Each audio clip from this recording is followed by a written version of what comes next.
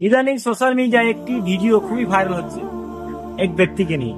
সেই ব্যক্তির নাম আমি এখানে উল্লেখ করতে চাইছি না।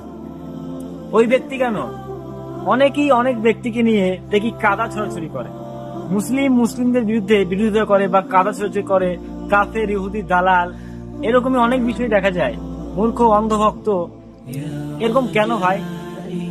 এরকম যারা করে, এতে আমি আমার ব্যক্তিগত মতামত, এতে ইসলামের কোনো উপকার হয় না ভাই, কোনো উপকার হয় না, বরঞ্চ ক্ষতি হয়। মুসলিম হয়ে মুসলিমের বিরোধিতা করা, মুসলিমকে কাফের বলা, ইহুদির দালাল বলা, এটা যে কেউ হতে পারে, সবারই ক্ষেত্রে বলছি, নির্দিষ্ট কোনো ব্যক্তিকে উদ্দেশ্য করে বলছি না, সবারই ক্ষেত্রে। মুসলিম হয়ে আরেক মুসলিম ভাইকে কাফের, ইহুদির দালাল বা অন্ধভক্ত এইসব কথাবার্তা বলা, এই কাদা ছড়াছড়ি করা, এতে ইসলামের কোনো উপকার হয় না, বরঞ্চ ক্ষতি হয়। বন্ধ করুন এই কাদা ছড়াছড়ি।